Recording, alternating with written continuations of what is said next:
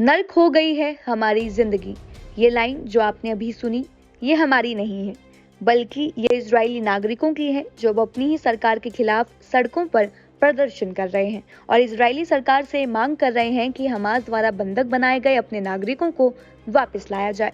बता दें कि फिलिस्तीनी आतंकी संगठन हमास के खिलाफ इजराइल की जंग लगातार चल रही है। इसी बीच इजराइल में लाखों लोगों ने अपनी सरकार के खिलाफ प्रदर्शन करना शुरू कर दिया है। अपनी सरकार से हमास द्वारा बंधक बनाए गए अपने नागरिकों को वापस लाने की मांग कर रहे हैं। बंधकों की रिहाई के लिए प्रदर्शन के दौरान लोगों ने कहा कि हमारा किसी से कोई संपर्क नहीं हो पा रहा है, हम नर्क की स्थिति में पहुंच गए हैं, हमारा पूरा संपर्क टूट गया है, ना जिंदा रहने के कोई निशान मिल रहे हैं और ना ही कोई संकेत। हमें 2 हफ्ते से भी ज्यादा का समय हो गया है और हम यहाँ हैं। हमारे 200 से ज्यादा लोग बंधक बने हुए हैं और हम यहाँ अपनी आवाज सरकार तक पहुंचाने के लिए जुटे हुए हैं। प्रदर्शन करने वाले लोगों ने ये भी कहा कि दुनिया और अंतर्राष्ट्रीय समुदाय को हमारी मदद करनी चाहिए ताकि हम अपने बंधकों को छुड़ा सके। हम उन्हें वापस लाने की मांग कर रहे हैं। आपको बता दें कि 7 अक्टूबर को इजराइल पर हमास द्वारा हमला किए जाने के बाद लापता हुए लोगों के परिवारों के साथ सैकड़ों प्रदर्शनकारियों ने 21 अक्टूबर की रात राजधानी तेल अवीव में विरोध प्रदर्शन किया।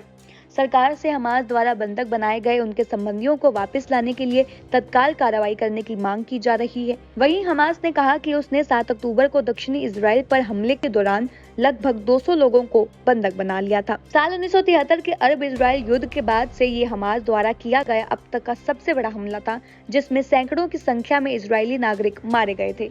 इजराइल ने भी हमास आतंकवादियों द्वारा 7 अक्टूबर को किए गए हमले के जवाब में गाजा पर बमों की वर्षा कर दी थी, जिसमें 23 लाख फिलिस्तीनियों के घर तबाह हो गए थे।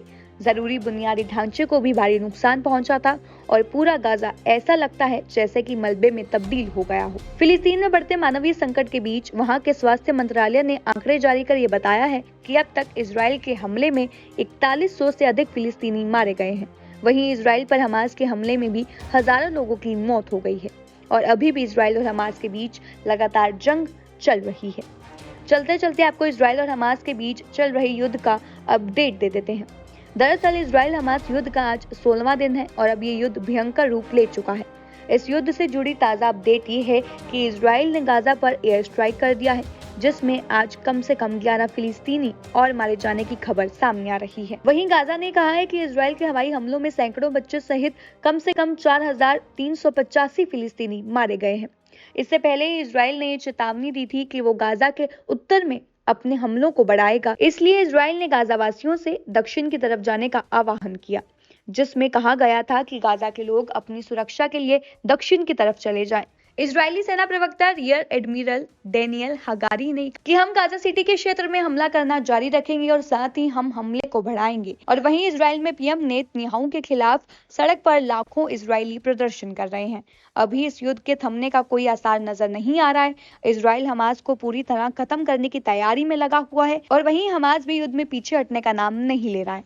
इस खबर पर आपकी क्या राय है वो हमें कमेंट करके बताएं और तमाम ऐसी और जानकारी के लिए हमारे चैनल न्यूज़ बुक के साथ जुड़े रहें।